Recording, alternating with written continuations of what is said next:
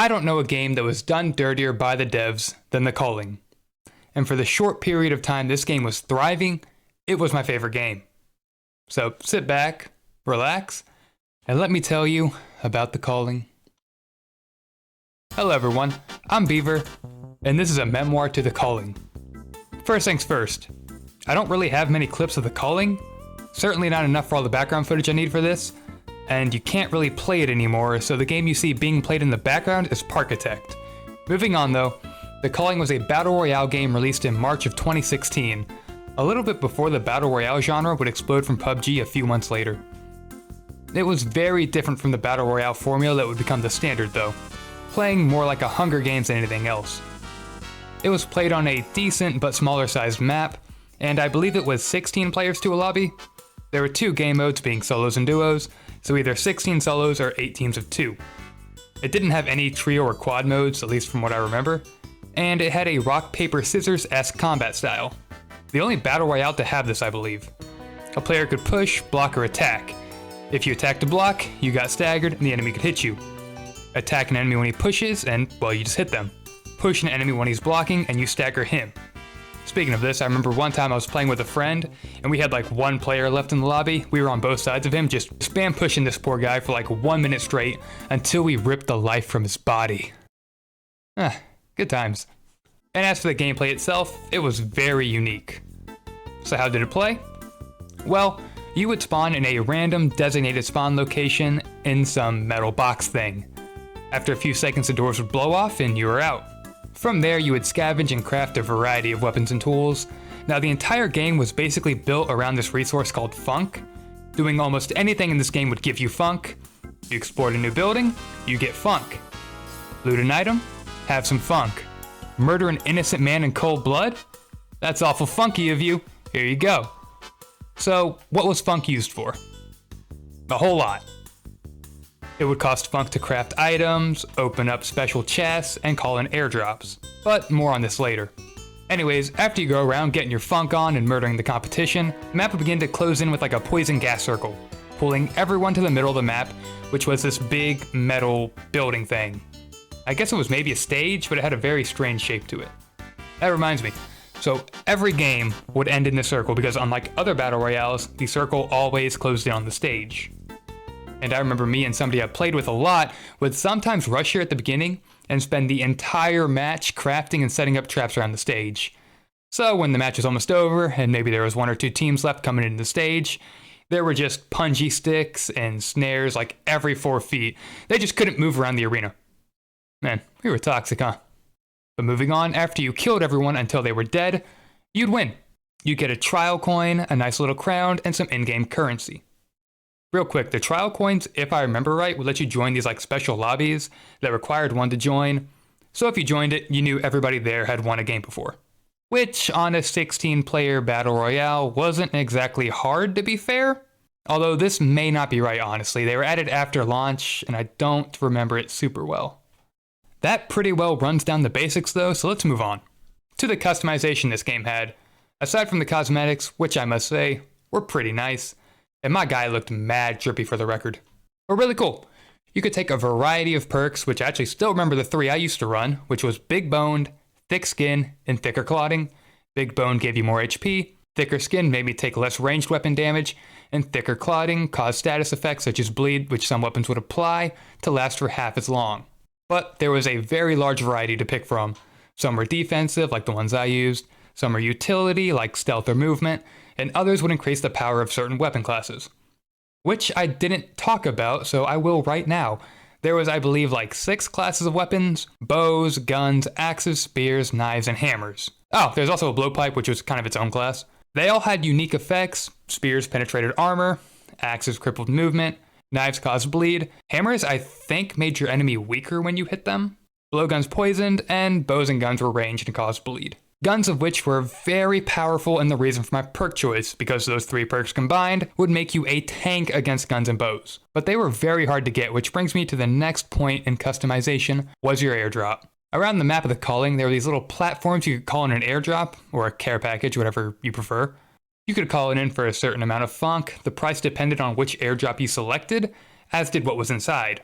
It was always some nice stuff. high-tier weapons, guns, buffs, medical supplies. I honestly don't remember exactly which one I used to use. I think it was the medic one, which just gave you a bunch of very powerful meds. Although I remember one of the first times playing this, maybe the second round me and my friend ever played, we got an airdrop with a chainsaw and orange juice, which made you run faster, have unlimited stamina, do more damage, and take less damage. Gave it to my friend, and I saw this man go full-on Texas Chainsaw Massacre in the middle of the map. I still have nightmares. For it was on this day I saw the true face of man. The horrors one will commit when given the opportunity, for no other reason than he can. There's one more little detail I need to mention about these care packages, and it was one of the best things about this game. See, you go to these little landing pads and Amazon Prime your murder equipment straight to your feet. However, these drones came in from the edge of the map, and if someone hit your drone with maybe an arrow or even a rock, it would just immediately drop your care package wherever it was. I love this because you could just be walking around, see a drone flying in the air, shoot it down with an arrow, and get a free sniper rifle that some poor sap spent the past 15 minutes doing nothing but farming funk to get. And for the record, this wasn't exactly easy. Especially when they first came into the arena, they'd be very fast and very high, but you could still hit them. The closer they got to their destination, the slower and lower they were, which made it much easier. You know, it was basically the meme about hunting Amazon Prime drones, but in a video game.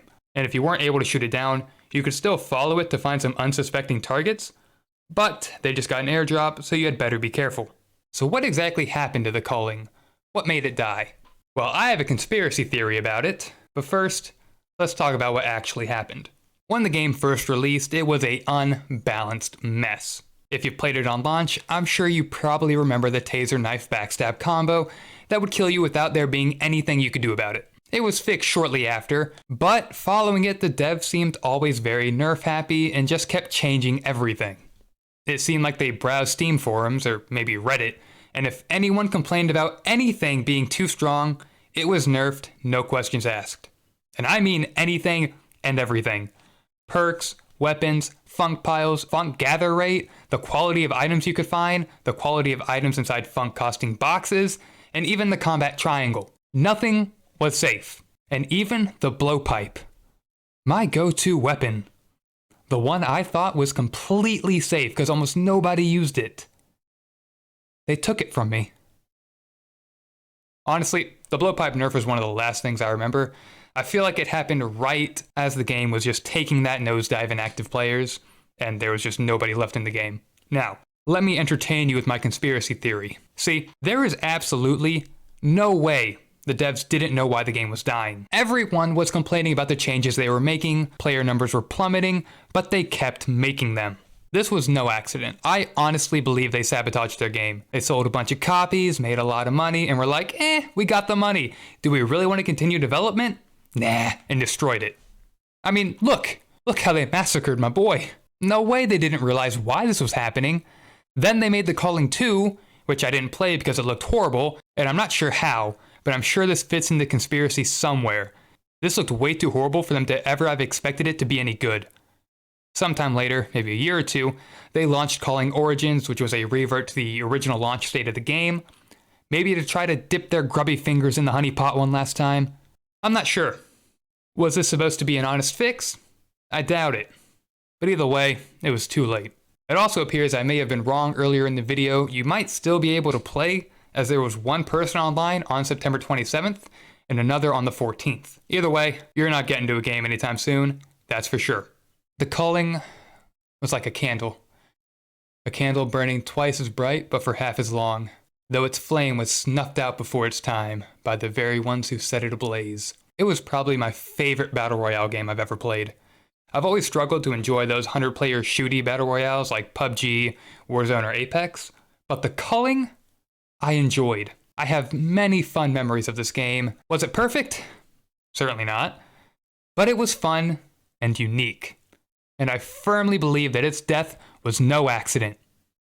Brought on by some shady devs, it's worth mentioning that there's a game on Steam called Retail Royale, which looks suspiciously like the Culling, down to a very similar, if not the same, UI and animations. According to the developer, he was a fan of the original Culling and made it to be like it, although I wonder if this is some ruse by the Culling team operating under a different name.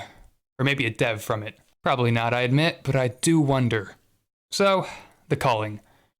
Torn to pieces, made a hollow shell by the very ones that created it. You will be missed.